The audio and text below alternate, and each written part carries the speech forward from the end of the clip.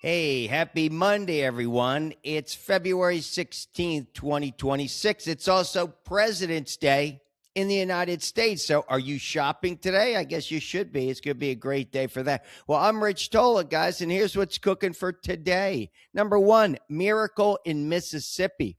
That's going to be a good one, talking about literacy and the high impact reform that's going on there. Number two stories today. Weird but true. Your body belongs in the zoo. Yeah, we're going to have some fun with that today. But let's talk about President's Day. This is George Washington, our very first president. Everybody knows George Washington was our first president. He died in 1799. So that would make him 294 years old today. Well, actually, his birthday is on the 22nd.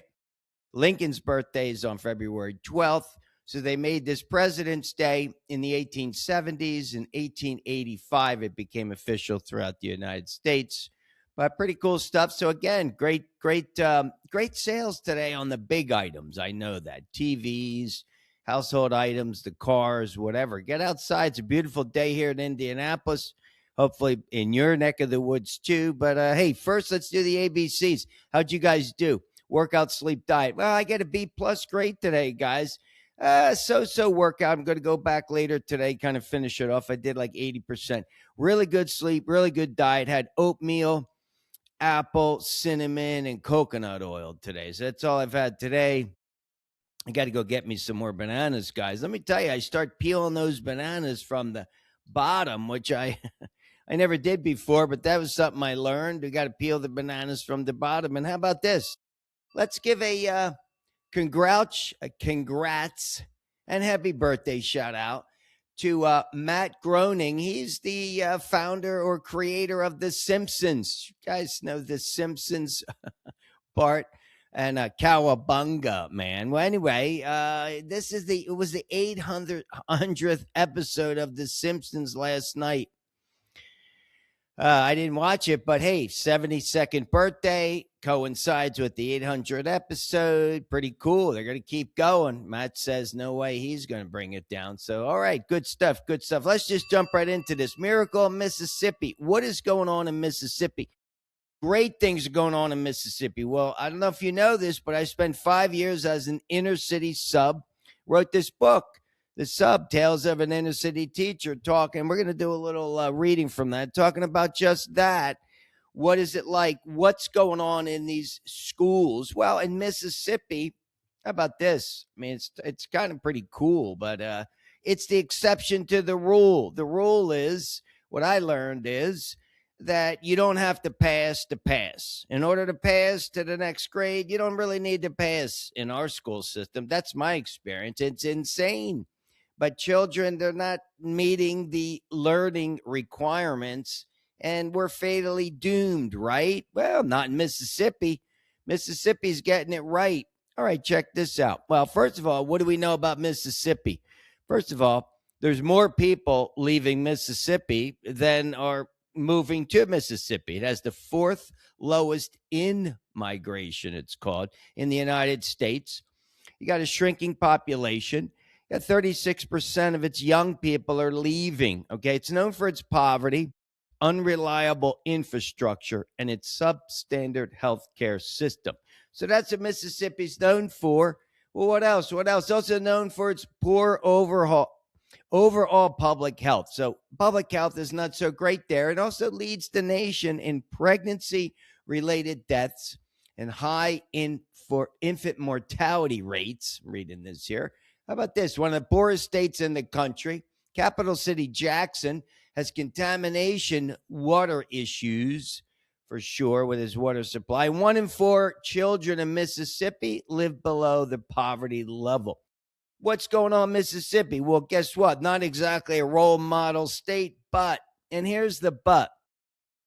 This is great news because over the past 15 years, this unassuming deep South state has been pulling off one of the most impressive feats in American public education. Literary rates are steadily rising. That's awesome. Everybody else is going down. They're rising. Okay, in 2013, let's go back 2013, they were 49th out of 50 states in the nation's report card. We talked about that, the NAEP. Well, they were 49 out of 50, right? How about this? In 2021, it moved up to number 21. How about this? In 2024, they were ninth. It moved to ninth place out of 50, down from 49. Okay, well, guess what? All this is happening amid teacher shortages, low teacher pay, and what is this? Special ed programs. Okay, you're underfunded. I mean, you need more money for special ed. You need more money for teachers. You need more teachers, without a doubt. And you guys are going up because why? Reading science works. That's it. Okay, they took a scientific approach using phonics. We used phonics back in the day. And he had that plus early intervention for the kids that are struggling and the commitment of honoring the integrity. This is the most important of grade level standards. Okay. Kids can't pass, they can't move on to the next grade. They come up with this third grade reading gate. I really like this. Okay. If the child isn't ready for the next grade level, then they don't advance. You can't just push these kids through. Okay. Can't reward kids for failing. All right. Let me read you. This is true. I mean, this is my experience, right? This is from chapter 8, middle school. It says here, as for Miss Warby's class, it was a disaster from the get-go. Perhaps not as bad as that second grade class that happened a few months later, but bad apples were abound everywhere. The worst of them was Bella. She was not only the tallest and toughest girl in the class, but her age should have put her in the next grade level. Interestingly, there was another student, here's the key, who recently immigrated to the United States who I thought didn't belong in that class. And not because he was too old. It was just the opposite. He seemed a bit too young. He also couldn't read or write or speak fluently in English or Spanish. When I asked him, through another student, if he could tell time, he couldn't. And when I finally asked him how many hours there were in a day, he said 12. So upon my first well-deserved morning break, I went down to the principal's office and told her I thought this boy belonged in kindergarten. She quickly said, no, he doesn't. I was told he belonged in that class. By whom? His non-English speaking parents? Another no problemo. I'll just teach them as if we were back in elementary school. No, this is the truth. You got kids that can't read, kids that don't know the alphabet. If you don't know the alphabet by second grade, you cannot move on. It's very problematic. It's not curable. It's like kind of piling up the garbage. I mean, listen, these teachers going to the next grade, they cannot help these kids that are way behind. It's too difficult. And we talk about overhauling the curriculum. That's kind of what they did over here in Mississippi. All right, I love this. This third grade reading assessment ensures that children aren't advancing to harder material with large gaps in their knowledge, because you can't have these gaps. By setting them up for success, you're not moving them into the next grade and putting them into the deep end. It is a deep end, and they're going to drown. And what do? They start fighting. They act out. Other states are following suit. Louisiana, Tennessee, Alabama. Way to go, Mississippi. All right, we got a long way to go, but kudos to Mississippi. You got to keep rocking those ABCs, right? Keep rocking those phonics. Phonics, guys, we know what to do there. All right. How about this? Let's jump into the next story. Weird but true. All right, I thought this was pretty cool stuff. Weird but true about the human body.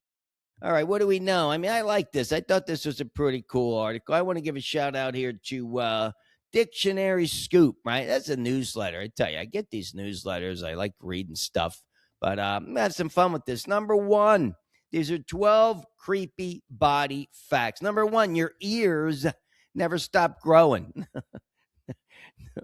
No kidding. Your ears never stop growing. It's called what's it called?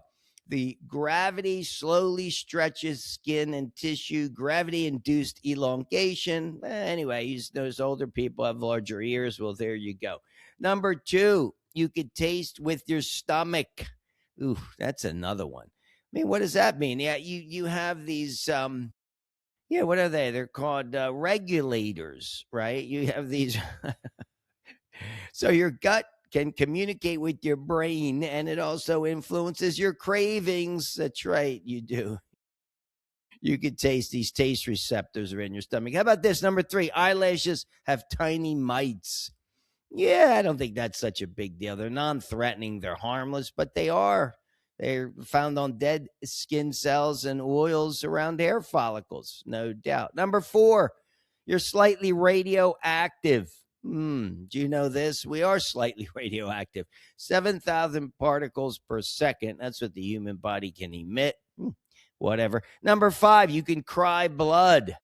Well, back in the day, Madonna could have used someone who cried blood, and she's making her videos. How about this? It's called a rare condition, uh, hemolacria, where blood mixes with tears, and it's linked to extreme stress. So don't be stressed, guys. Can't have stress. Can't be crying from your eyes. Number six, your body sheds DNA everywhere. Well, we know that. I mean, watch all these cop shows. All they do is find DNA. Pretty cool, pretty cool. But no, you do. You leave it everywhere. Dust filters all over the place.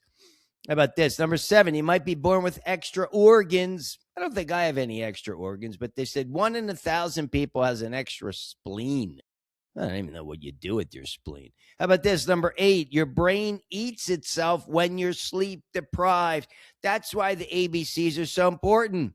Blissful sleep. It's so important. Your brain eats, check it out. It eats itself. I mean, I didn't even know that, but hey, your brain, it says break down and consume parts of synapses. It's like cleaning house.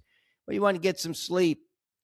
All right, how about this? Number nine, your bones can grow horns. I don't know about that, but it's talking about some. Well, it's interesting. It says it could appear on the skull or the jaw. Your bones could keep growing these little horns, but they can be taken down. All right, how about this? Number 10, your mouth is dirtier than a toilet seat. Ouch. Most of bacteria is harmless, but you do have 700 different types of bacteria. So, all right. Well, maybe you did a lot of kissing over Valentine's Day. I don't know. You transferred some of that. Number 11, you can grow hair in your lungs. What do we care? But no, you could develop hair. It says almost on any tissue. And finally, number 12, your bones are full of holes. Well, we know bones are porous, so you're going to have holes throughout. But yeah, that's what they say here. It's strong and lightweight. But hey, that's it. That's it. 12 weird things. All right, guys. So here's what we need to do. We're going to be doing these Tola takeaways on every show just to reinforce on a daily basis. 3 takeaways. Number 1, respect your ABCs. All body workout, blissful sleep, colorful diet. You need to do it. Number 2, this is important. And I say this and I mean this, be with someone or call someone and genuinely ask about how they're doing. So many people in the universe need a phone call or maybe go visit with them like Flashdance, like she did, Jennifer Beals did, Alex did with Hannah.